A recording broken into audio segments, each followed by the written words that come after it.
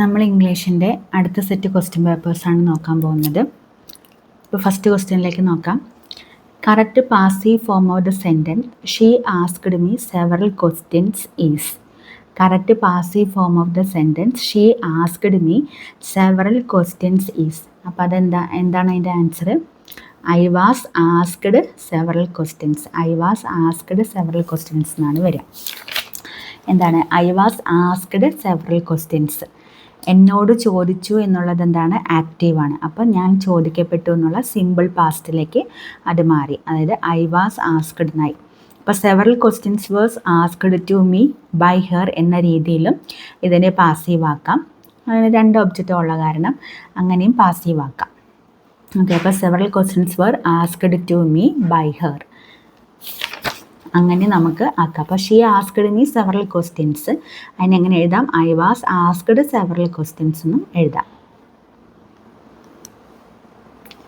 പ്ലൂട്ടോമാനിയ is. പ്ലൂട്ടോമാനിയ എന്ന് പറഞ്ഞാൽ എന്താണ്? മാനിയ ഫോർ മണിയാണ് പ്ലൂട്ടോമാനിയ. പ്ലൂട്ടോമാനിയ എന്ന് പറഞ്ഞാൽ എന്താണ്? മാനിയ ഫോർ മണി. അതിനാണ് നമ്മൾ പ്ലൂട്ടോമാനിയ എന്ന് പറയുന്നത്. പണത്തോടുള്ള ഭ്രാന്തമായ ആർത്തിയാണ്. പ്ലൂട്ടോമാനിയ എന്താണ്? Mania for money. He told that he was not well. Correct the sentence. എന്താണ്? He told that he was not well. Correct the sentence. He told that he was not well. അപ്പോൾ അതെങ്ങനെ നമുക്ക് എഴുതാം? He told me that he was not well എന്നുള്ളതാണ് correct answer. അതായത് ടോൾഡിന് ശേഷം എന്തുണ്ടായിരിക്കും? ഒബ്ജക്റ്റ് ഉണ്ടായിരിക്കും. അപ്പോൾ he told me that he was not well എന്നുള്ളതാണ് correct answer. Supply the one word for make pleasant and unexpected discoveries entirely by chance. അതെന്താണ്?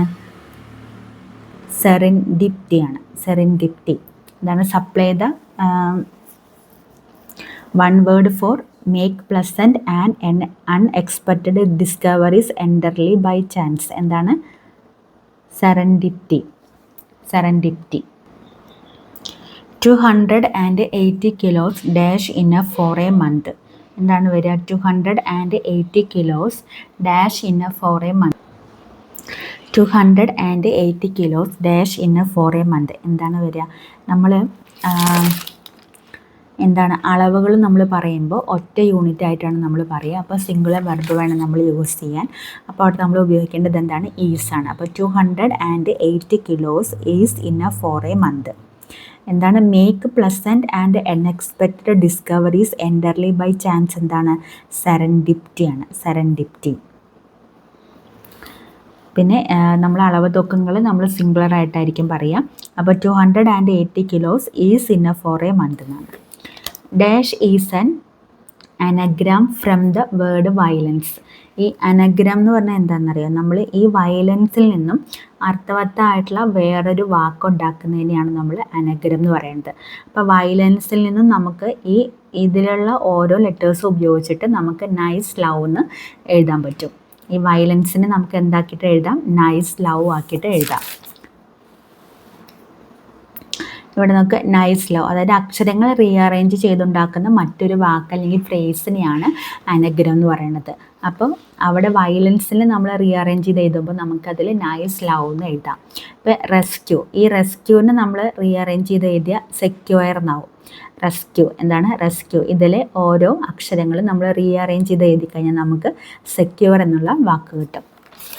Okay, fill in the blank space with the right verb form. He dash English for 10 years. എന്താണ്?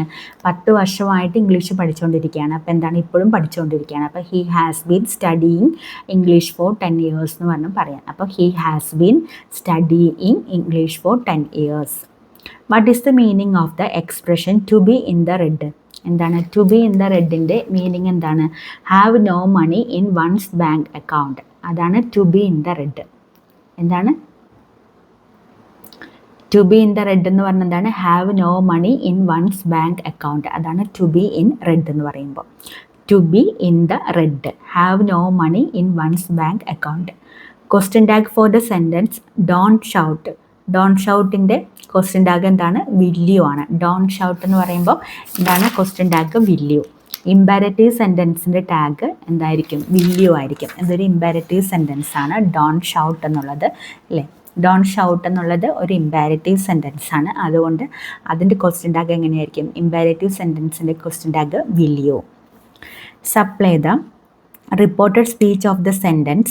The captain said to his men, don't allow the enemy to get across. The captain said to his men, don't allow the enemy to get across. അതിനെങ്ങനെ മാറ്റി എഴുതാം? The captain ordered his men not to allow the enemy to get across. The captain ordered his men not to allow the enemy to get across. The captain ordered his men not to allow the enemy to get across. അതായത് request അല്ലെങ്കിൽ order ഇവ report ചെയ്യുന്ന സമയത്ത് to അല്ലെങ്കിൽ not to, അത് direct speech വാചകത്തിന് മുന്നിൽ നമ്മൾ ചേർക്കും. അപ്പോൾ ടു അല്ലെങ്കിൽ നോട്ട് ടു എന്നുള്ളത്. അപ്പം നോക്ക്, ടു അല്ലെങ്കിൽ നോട്ട് ടു എന്താണ്? റിക്വസ്റ്റ് അല്ലെങ്കിൽ ഒരു ഓർഡറൊക്കെ ആണെങ്കിൽ അത് റിപ്പോർട്ട് ചെയ്യുന്ന സമയത്ത് എന്താണ് റിപ്പോർട്ട് ചെയ്യാൻ വേണ്ടിയിട്ട് ടു അല്ലെങ്കിൽ നോട്ട് ടു ഒക്കെ ഡയറക്റ്റ് സ്പീച്ച് വാചകത്തിന് മുന്നിൽ ചേർക്കും. അപ്പം the captain ordered his men not to അല്ലെങ്കിൽ എന്താണ് നമ്മൾ പറഞ്ഞത്? ടു അല്ലെങ്കിൽ not to allow the enemy to get across.